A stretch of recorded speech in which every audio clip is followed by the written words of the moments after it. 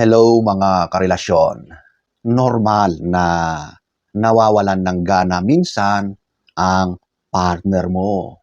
At hindi ibig sabihin nito na hindi ka na niya mahal o tapos na ang relasyon niyo.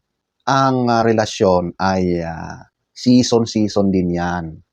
May panahon na punong-puno ng kilig, masasaya, napakalakas ang spark. May panahon naman na mababa ang mga hormones, testosterones, tahimik, at maaring nagtataka ka kung bakit tila wala nang gana sa iyo ang iyong partner. Kaya sa video na ito, pag-uusapan natin ang mga maaring dahilan.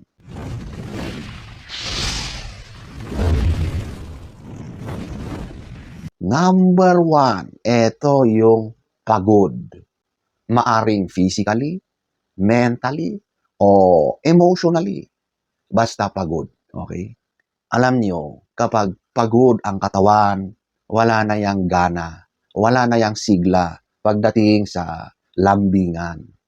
Kaya kung napapansin mo sa partner mo na gusto mo na magpapansin sa kanya, gusto mo na kayo ay magkaroon ng pribadong moment at si partner ay dinededma ka, hindi ka pinapansin dahil pagod na pagod ang katawang lupa niya.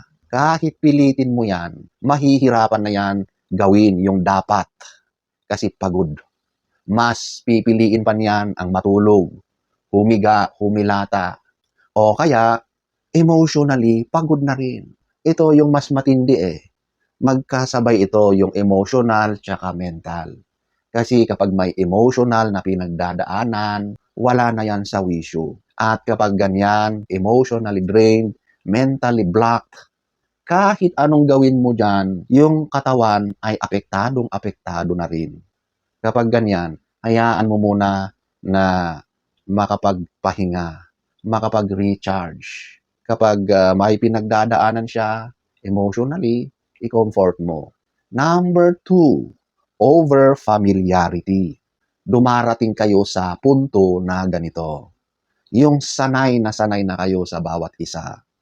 Alam na alam nyo na lahat kung ano ang meron sa partner nyo. At nagiging sobrang komportable na rin kayo sa bawat isa.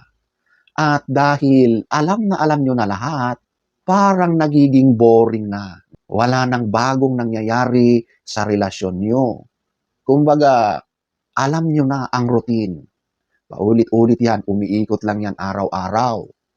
At kapag ganyan, dyan na naaapektuhan yung gana ng bawat isa pagdating sa aspetong paglalambingan.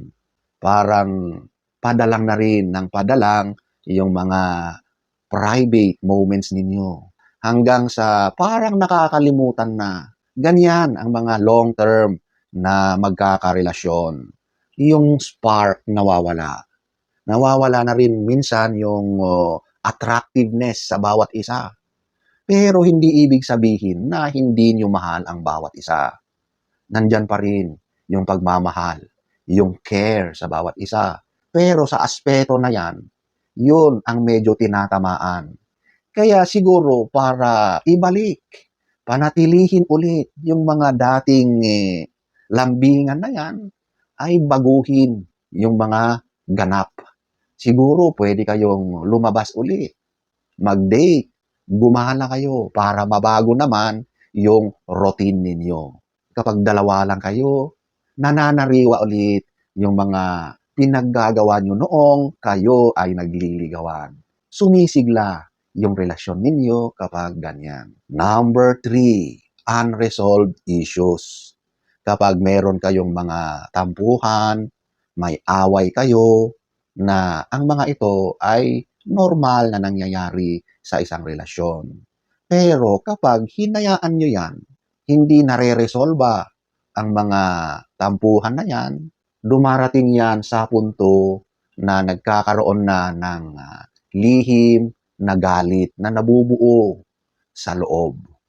At kapag masama ang loob sa bawat isa, wala na talagang maramdaman na init o kilig diyan sa partner mo.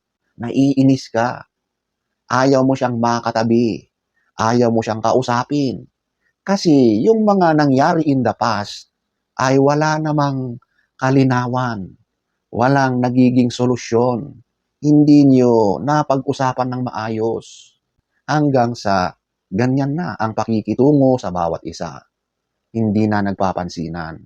Ayaw ka na niyang katabi.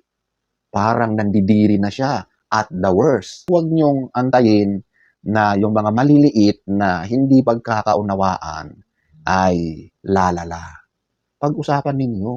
Make it a habit or practice na yung mga ganyang alitan, away, bago kayo matulog, kailangan na ayos na pag-usapan ninyo. Okay? Number 4, kakulangan ng effort sa magkabilang panig. Dati, di ba, talaga namang si partner ay napaka-sweet. Lagi niyang naaalala yung mga mahahalagang dates sa relasyon ninyo. Binabati ka niyan paggising sa umaga. Bago matulog, nag-good night yan. Hinahalikan ka, niyayakap ka. Ang sweet-sweet niya sa iyo. Ngayon, tumigil na ang mga yon. At ang masaklap, kabaliktaran pa. Yung sweetness, nagiging sigaw, nagiging reklamo, nagiging away na. Wala nang effort na nakikitang ayusin yung mga maliliit na tampuhan. Hindi na nag-e-effort na makipag-usap. At hindi na rin nag-e-effort na ayusin ang sarili. Na minsan, iyan madalas ang nagiging sanhi para hindi na ma-attract ang partner sa iyo. Dahil naging kampante ka na. Masyado ka nang nagtiwala na kahit anong gawin mo ay mahal ka pa rin ng partner mo. Mahal ka nga, pero ang problema, wala na yung attraction dahil pinabayaan mo ang sarili mo. Wala nang effort para mapanatili ang iyong physical na kaakit-akit na itsura, which is very important sa isang relasyon.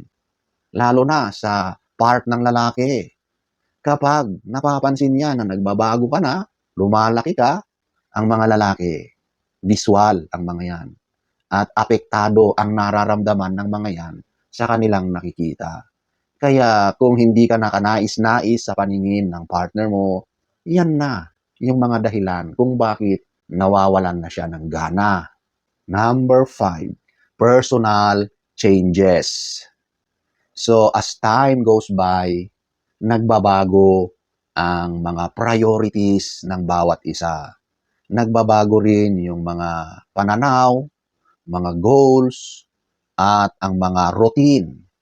At madalas, naaapektuhan ang emotional connection ng magkarelasyon dahil sa mga pagbabago ng mga dynamics sa relasyon.